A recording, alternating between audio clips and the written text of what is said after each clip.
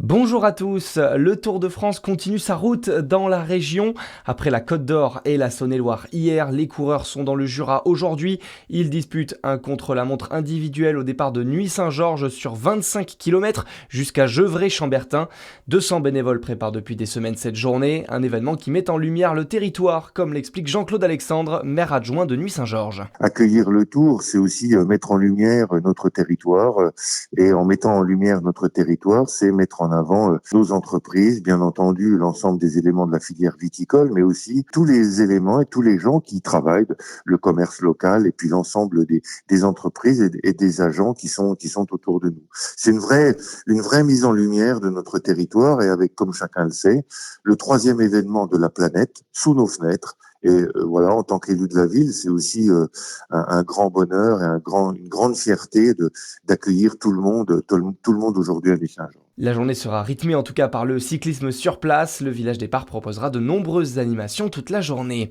Et parmi les animations les plus attendues, la caravane du Tour de France bien sûr. Parmi les 170 véhicules publicitaires, vous en apercevrez un qui vous sera familier, celui de la Vache qui rit, qui fait partie du cortège cette année. La distribution de goodies, bob et maillots commencera à 11h30 à Nuits-Saint-Georges.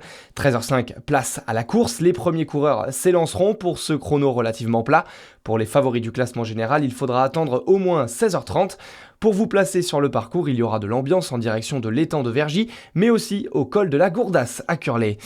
Priorité, sécurité dans les écoles à Dijon. La mairie va commencer à installer de tout nouveaux dispositifs d'alarme dans près de 75 écoles publiques de la ville.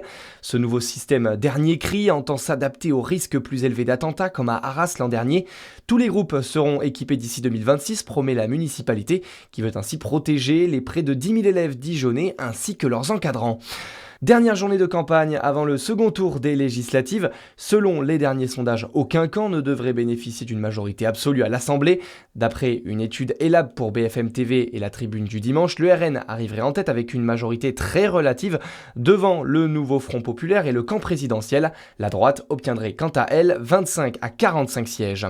30 000 policiers et gendarmes seront mobilisés pour le second tour, annonce de son côté Gérald Darmanin. Un très gros dispositif notamment à Paris où le ministre de l'Intérieur redoute des affrontements entre ultra-gauche et ultra-droite. Le préfet de police de Paris prend les devants. Laurent Nunez a décidé d'interdire une manifestation antifasciste dimanche soir après les résultats devant l'Assemblée. Enfin, vous rêvez de faire du cinéma? Bonne nouvelle, 300 figurants sont recherchés pour un film avec Cadmerade et Michel Larocque. Le tournage débutera le 16 août entre le Creusot et Châlons. Une journée de figuration est payée 107 €. Bonne journée à tous, à suivre votre météo sur Fréquence Plus.